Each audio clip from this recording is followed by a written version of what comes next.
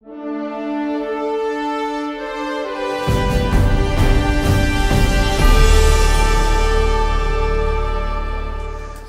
about what I said earlier, the place I think it would probably fit in nicely about being more robust about protecting the local authorities' reputation would probably fit into box 2 somewhere.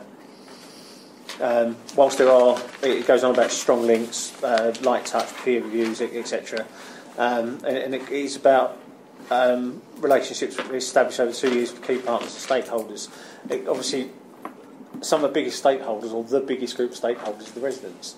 And as I say, they will believe what's in the paper, irrespective of whether it's right or wrong, or politically slanted, or whatever.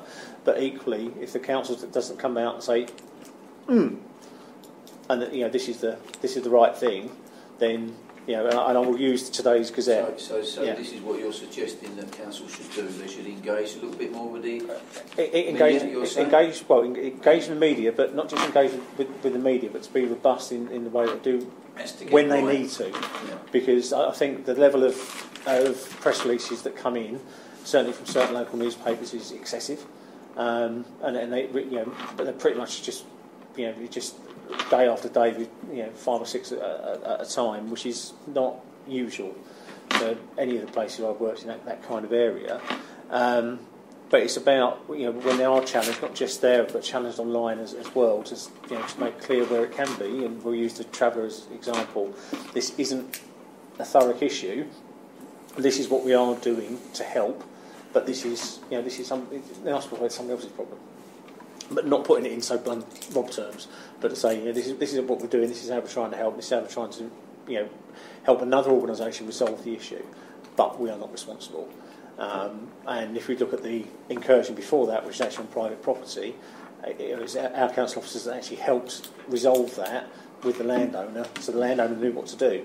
Again, council getting quite hammering on day one until those more robust lines are coming out saying, actually, it's not us, it's not us, it's not us. But of course, that's where people lose the faith, and it's one of the things we've noticed on the doors during the election, where people are saying, "Oh, but you did this or you did that," and then when you actually explain what the situation is, "Oh, well, it never said that on Facebook, or it didn't say that, or it didn't," and you think, well, this is where we need to just get those truth lines out there. We can't control it; we can just get them out there. It's then how they're disseminated. And I'll use another example today: the Gazette. Vast tracts of land to be sold off for housing, and actually we're not selling off any land, we're actually parceling it up to use for our own developer. So it's a misunderstanding. If you look at the headlines, it makes it sound like we're actually going to sell off, we're going to sell off the whole of Purfleet and Aveley and stuff, and just going to turn it into even more housing, which is not really what we're aiming at. And it's just about getting that robustness sort of back and being quite firm with the press, but also within that social media circle.